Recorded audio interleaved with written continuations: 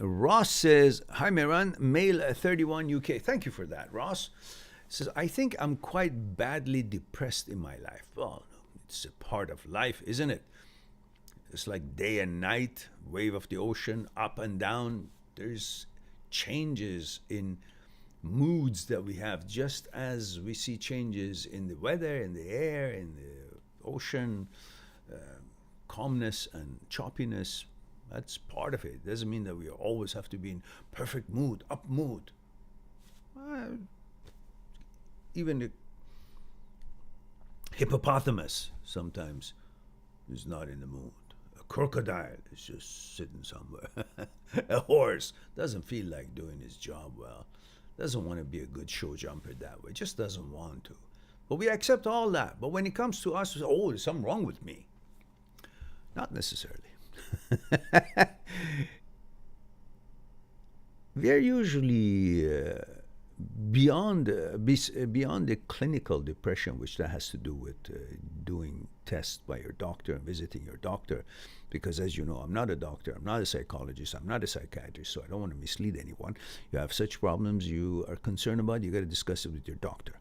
But beside any clinical reasons that they will do a test on your blood and see if there is any chemical imbalance or not, the mood swings here and there, the mood changes. It has a lot to do with your state of thinking, thoughts. One of the problems we human beings have is that we have given a carte blanche to our mind, to our thoughts. We have accepted thoughts as a source of information, judgment, accuracy, credibility. And one should ask why. Who died and left them in charge as a source? Why do we actually believe our thoughts? Why?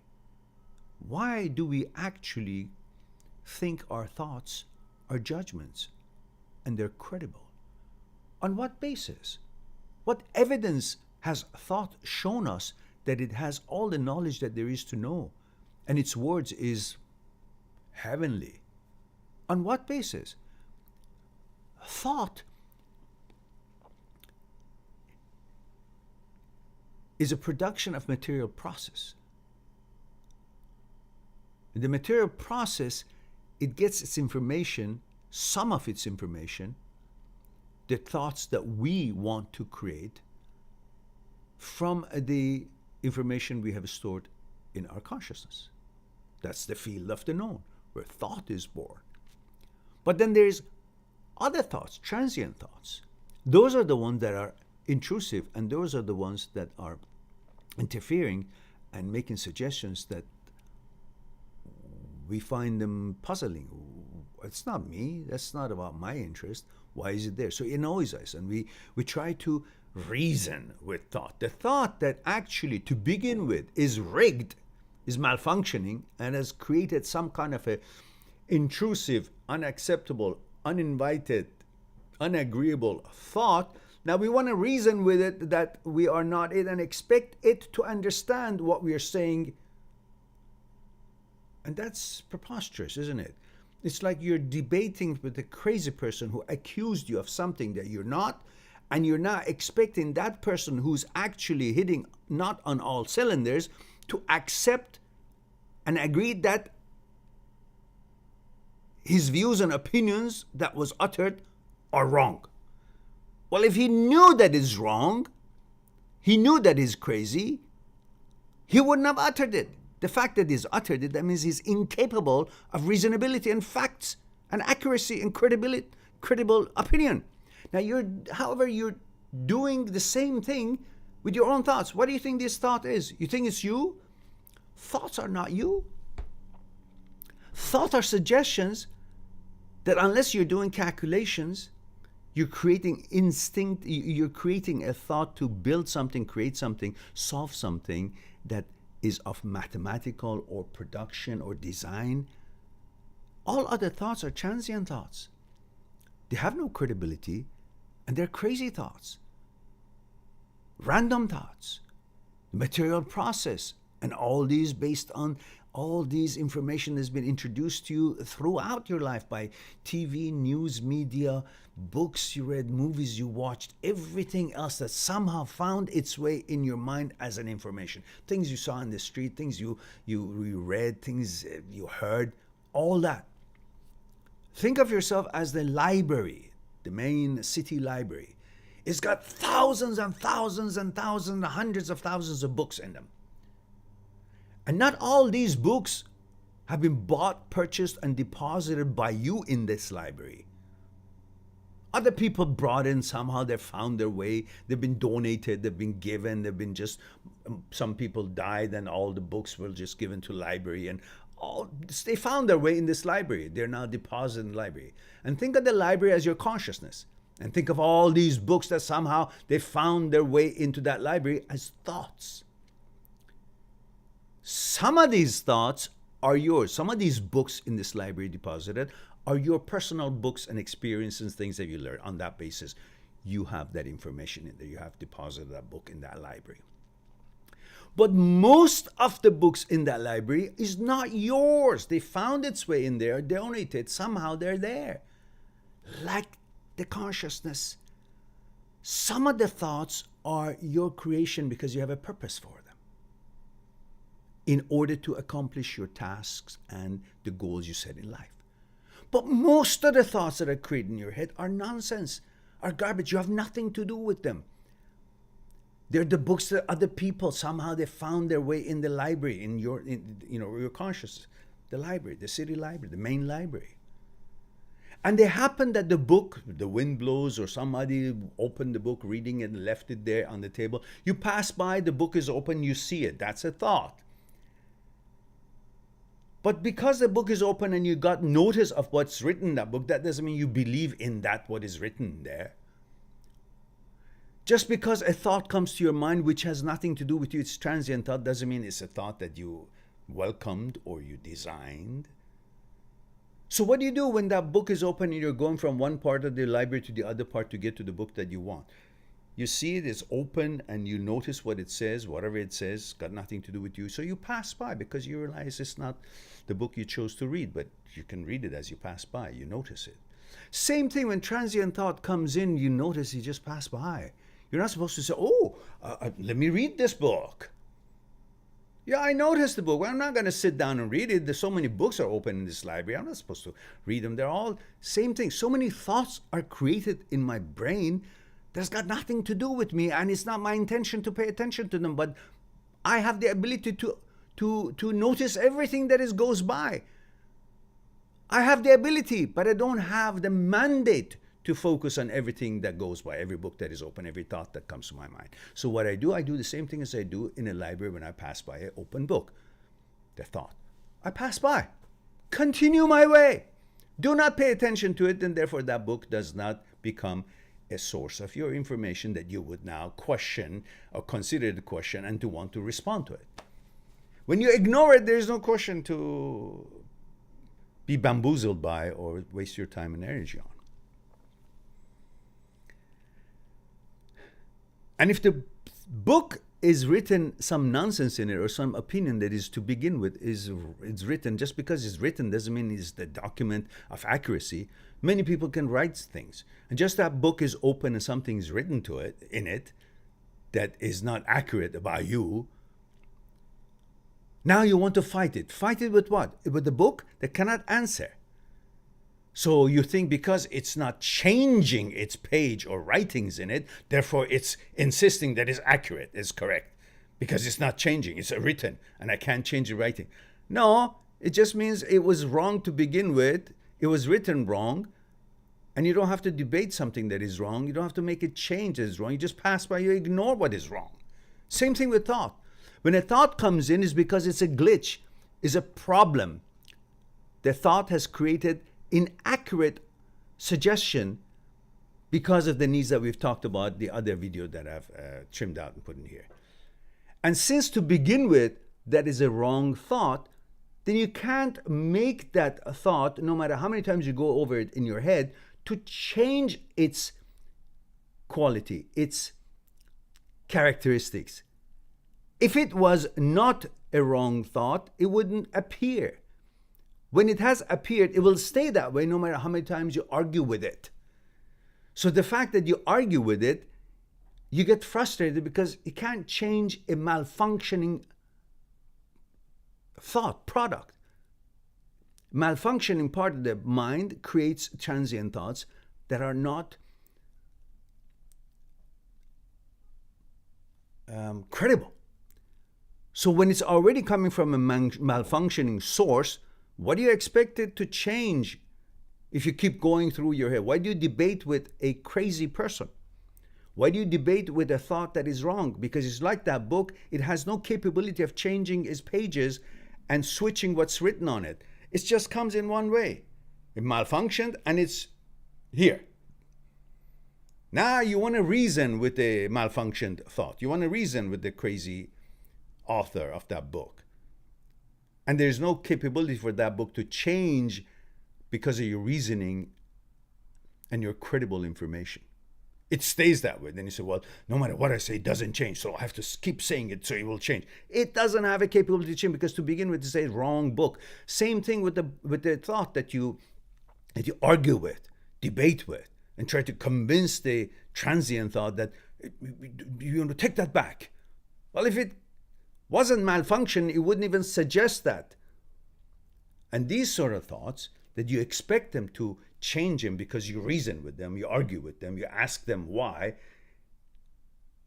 these are OCD thoughts. These are thoughts that don't have a capability to change, and because they're there, you think, well, then I've said all these things, but it hasn't changed. It still happens in my head. It's still there, so that means it must be right then. It might be right then. No, it's like saying a crazy person who doesn't understand reasoning must be really sane. No, it's still crazy. That's why I can't understand. Same thing here. It's a malfunctioning thought, not a credible thought. It's a wrong thought. And you're trying to change its character, thinking that it's a right thought. It just made a mistake. No, it's a thought that doesn't concern you, doesn't describe you, has nothing to do with you. It's a negative thought. It's a transient thought. It's an OCD thought. And these thoughts could be about anything. About your sexuality, about anything else that you're not. This is the characteristics of a transient thought, of an OCD thought. Always something that you're not, always something that is negative, always something that creates that energy of debating, because thoughts find order in process of thinking because they have no other place to call home. So they want some process to be part of it so they could be focused there. Otherwise, they're scattered all over the place. And we've talked about it in the other video. But in here, you should understand that the best thing to do is to pass by that book that is open and nonsense written on it. Don't try to argue with it. It's got no capability of changing. It's like trying to argue with the dog shit that you see you're passing by the street and keep looking at it and says, how dare you being smelly and being there as a dog shit and bacteria come. It won't change. That's what it is. That's the only thing it can be. So what do? You pass by. Continue your way about your business. Focus on life.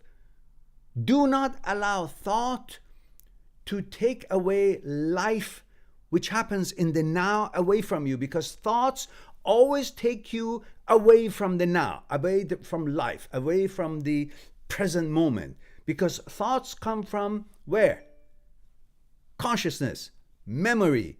Where is memory? Memory is the past. Past is dead, non-existence. So your living turns into death, non-existence, death of the past.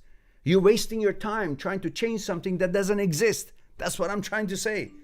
Transient thoughts don't have existence. So don't waste your time trying to reason with it or change them, because they never existed to begin with. They never have any accuracy to them. It just creates havoc on you to defend yourself based on who you are, what you're happy to be with, and that thought is not you and your ego and so on. You go to fight. It's like somebody swears at you or says something inaccurate or accuses you of something in the street. So you say, hey, what do you say about that? What's wrong with you? And he says the same thing because he just wants to insult you. and you physically get into altercation and you beat the crap out of him. And then you kind of get satisfied. Okay, see, told him he's not. Now you want to do the same thing with the thought. But the thought, there is no physical altercation with it. You can't get into a physical satisfaction that I beat the crap out of it. So in your mind, you try to kill it, refuse it, resist it, change it, push it away. And it's got no personality. It's just there. And then you say, oh, because it's there, that means it's true. No, it has no capability to change because it's non-existence. You cannot get rid of something that is non-existence. It's an idea. It's a thought. It's a pictorial. It has no actuality to it. So you can't expect by reasoning or resisting trying to get rid of something that is non-existent, has no actuality to it. That's why it bamboozles you and makes you think, oh, why doesn't it go away? Because you're supposed to go away, not it. You're supposed to move on. You have the capability of life and living in the present moment. Present moment has many other places to go. So you can go. It can't because it has no existence, no actuality, no reality to it. So it's just there until it disappears, like a dog shit, until the sunshine and the air and the rain, it gets rid of it because it has no reality in this thought. It can't be anything else but that. The malfunction, production of a malfunction. So what you should be doing, just a book in the library, just pass by. That's your power. Not try to reason with it crazy, not try to reason with a thought that is a suggestion, that has no substance, to try to change it. When it doesn't have a substance, it won't change. It's just there, looking at you. So you just say, okay, you keep looking, I'm going to go, I'm not going to pay attention to it. When you don't pay attention to it, it dissipates. Because it finds nobody's looking at it. When nobody's looking at it, it finds its life in attentions that others pay to it. It finds its existence being mattered when people look at it, when you look at it, when you pay attention to it. When you don't and you pass by, it dissipates. Its existence is in your attention, not in itself. That's why as long as you debate with it and pay attention with it, it becomes more alive. When you don't pay attention to it, it goes away. It's like you push your hand against the wall. As long as you're pushing, you feel the pain. Why? Because you're creating that by taking the wall as an obstacle. When you let go the pressure, there is no pain because you did not consider it a place to take it seriously as a threat, and you simply are not paying attention to it. So there is no interaction with it. When you pay attention to these thoughts, they become noticeable. When they're noticeable, then you debate with them and you can't get rid of them because they have no existence. And then you wonder, oh, I can't change them because you're paying attention to them. So don't pay attention to them. Just keep going. Focus on your life. Build your life. Be happy with the things that you do. Be confident of who you are, what you are, your sexuality, your anything that it is that you are, that's what you are. You don't have to take suggestions from thoughts or crazy thoughts and then try to debate it and think that I have to change this to be who I am. You don't have to change anything to be who I are. Otherwise, I walk in the street, many people could say things. I'm not supposed to be changing them to continue who I am. I can keep going where I go and be who I am, and I'll always be who I am, regardless of what people say. Same thing with thoughts. Thoughts are like people, crazy people say things. You pay no attention to it, you continue your own life. Then you won't be depressed because you're not buying into these ideas that you're just telling me that you feel depressed. You feel depressed because you're buying into these thoughts about you. Like you're running and people say, oh, you can't run, you can't. No, as long as you're running, you can, regardless of what they say. And then you will win the race. So keep on running, keep on moving. Don't pay attention to all these books opened up, all these thoughts, transient thoughts, all these suggestions that your sexuality is this, you're not this, you're not that, you're against. All that is just nonsense. Don't pay attention to it. Move forward. Same thing as thoughts that brings depression to you.